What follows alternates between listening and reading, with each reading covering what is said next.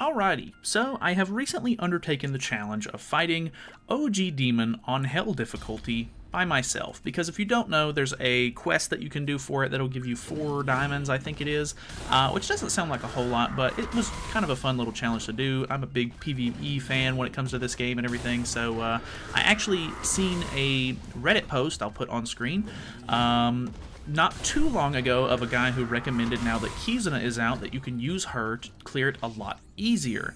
And I meant to make a video on it whenever I seen the original post. Kind of ended up just, getting on the back burner, ended up doing a bunch of other stuff instead. And then the other day, I seen a post on YouTube from Linkson, who I'm not too familiar with, but he actually did a guide on using it and everything, and he said that he, see the Reddit post as well. So I'll leave a link in the description for his channel, to that video, I guess, more likely, and to the Reddit post if you want to give that guy an upvote or something, because that makes people happy, I guess. Yeah, I guess we're going to go over some of the actual ins and outs really quickly before we, well, I guess more like a team setup and everything, and then we'll actually hop into the actual mechanics of the fight. Before we do get started, I would like to let you know that we hit 11k subscribers recently, and I guess we're shooting for 12k now, so if you would like to subscribe and you are not already, feel free to hit the button. It's free. Either way, let's hop into the actual team prep and everything. Yeah. So one of the first things that you might want to do is card sets. There are, I guess, 2 different card sets that I would recommend. The one that Linkson used was actually one that I surprisingly don't have, because I have just all of the, or I guess I've just been very unlucky with card pack 2s, and I have not pulled the Summer Lizhawk card set or card itself for whatever reason, which is only a rarity, so I'm not really sure if it's just been completely unlucky or I just don't open a whole lot of character pack 2s, but I don't actually have that card set, which means I don't have it powered up or anything like that, so I wasn't able to use it. Apparently that is one of the better ones to use, because when it's maxed out, you take 10% less damage in death matches, which can actually be pretty nice for this. But like I said, I don't have that one, so I just ended up using the original demon sort of card set where allies ignore 60% of the enemy's defense when using skills in original demon deathmatch, so that one worked out for me. If you have the other one, it'll definitely help out with a little bit more survival. But I don't think it's necessary, like it's not like a must-have or anything, so definitely would recommend using either one of those card sets if you have them. Obviously the OG Demon card can be a little RNG or whatever, so if you have the other one, just use it.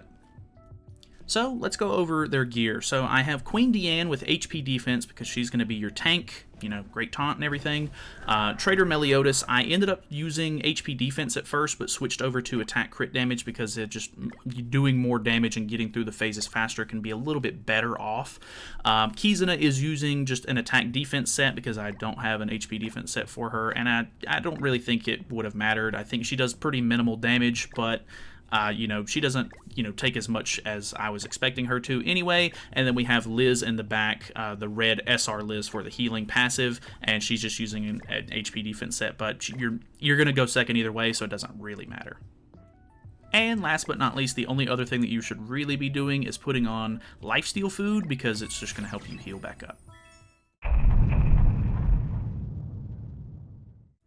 Going into the first phase, the first thing that you have to worry about is getting skill disabled on Kizuna. He has a single target skill disable, and because you're going second, it can be completely RNG on whether he hits her first thing out of the gate. So if that happens, you basically have to reset your run, because it lasts for 2 turns, and on his 3rd turn, he's actually going to put up a skill that makes it to where I think it just disables everything except for buff skills, and because you won't be able to use her passive to rank up her buff skill and everything to get debuff immunity, you're basically screwed at that point. Other than that, if you can pull an extra Kizuna card right out of the gate, that is perfect, because if you pull an extra attack card, you just use 2 attack cards and then you have a level 3 buff because of her passive, or if you pull an extra buff card, just merge it and then attack 1 time and then you have a level 3 buff card. So that works out really, really well. You do need to have that, so that way you do not get hit by that massive debuff on the 3rd turn. But other than that, once you can kind of get your, debuff immunity going and sort of get in the groove of things, it's not too bad after that. The first phase is pretty normal. The only thing that you really have to worry about is he puts on treatment, which is, if you know Purgatory Bond's blue card, it's basically the exact same thing. He's going to heal 20% of diminished HP at the beginning of every one of his turns, which can be very troublesome because if you get him really low and you don't kill him, he's basically just going to heal a ton of his HP back. So it could be a little long, but overall phase 1 is pretty normal. Just making sure that you have Deanne, taunt cards up, so that way he's not single targeting and disabling other characters, which if you have debuff immunity, it's not the biggest deal in the world, but if you end up getting bad RNG for several turns in a row, it could definitely turn south pretty quickly. But phase 1 is pretty normal, can be a little tedious because of the treatment, but if you can get through it pretty quickly, it's not a big issue here. The only other thing to note is don't use Melee's ultimate if possible, because going into phase 2, you're going to need that ultimate to remove buffs, and it's kind of an important thing there. So yeah, just be sure you're not wasting that, and if you do use it, make sure that you can get it back pretty quickly, depending on your card merges and stuff like that, in your hand. Going into phase 2 is not too bad, but the big thing that you have to worry about here is that every 2 turns, I think it is, or maybe it's every 3 turns, I'm not exactly sure on that one, he's going to put up a reflect, which is very, very bad because it's a really harsh reflect, which means, if you do a big enough, skill, or if you do enough damage, you're basically just going to insta-kill your own character, because it's all going to get put back on yourself. So that's the biggest reason why I wanted you to sort of keep your melee ultimate for the second phase if possible, so that way you don't have to worry about the reflect as much. Obviously, he's going to put it up every 3 turns, so if you end up taking a while, he might end up putting it up again, but hopefully you'll have his health bar down enough at that point to where you shouldn't have to worry about it again. But obviously, card RNG here can be kind of annoying, and if you don't pull enough maybe melee single target cards or whatever the case may be, this is also the phase where the very first card that you need to use has to be a ranged skill, because if you don't, he's immune to like physical attacks or whatever at the very beginning of I think it's the first 10% of his health bar,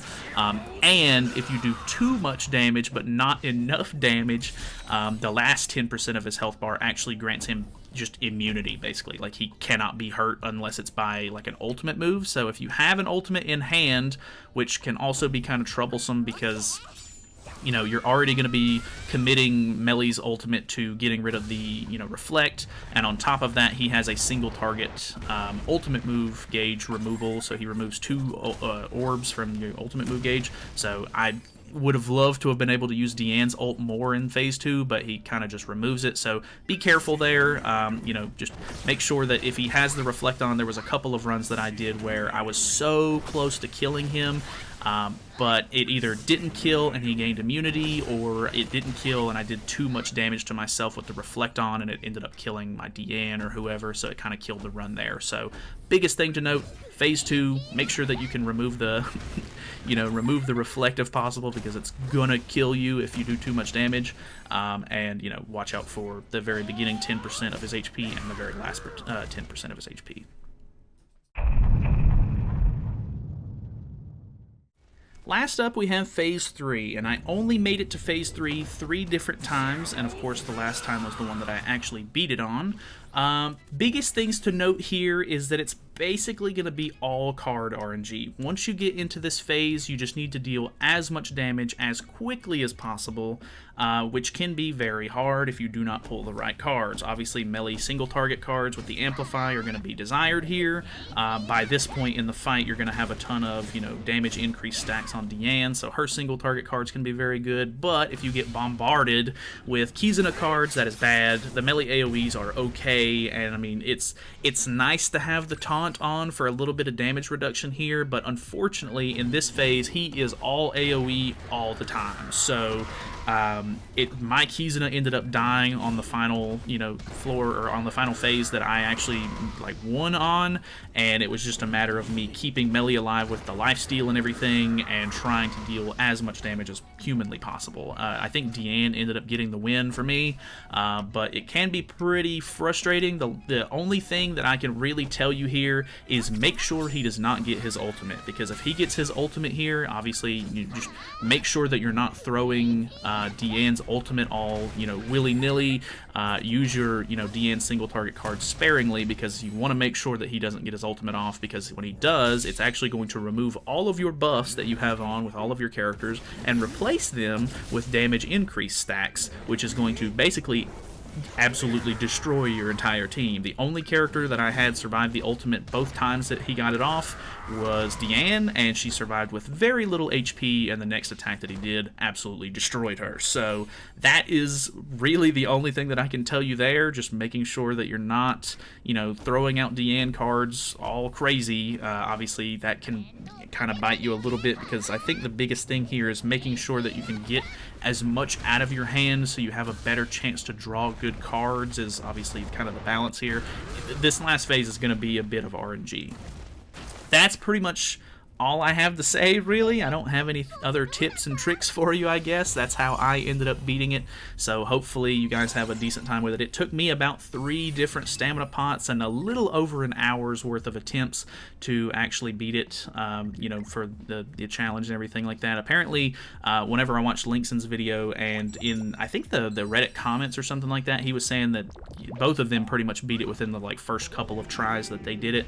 And I don't know if that was just because they got really lucky with cards, or I just had a really bad time with cards, or what the deal was there, but that's how I ended up doing it. Hopefully you guys enjoyed the video. Thank you guys so much for watching. Hopefully you guys, have a great day, or whatever you need to. Feel free to subscribe. It is free, and I will see you guys in the next one.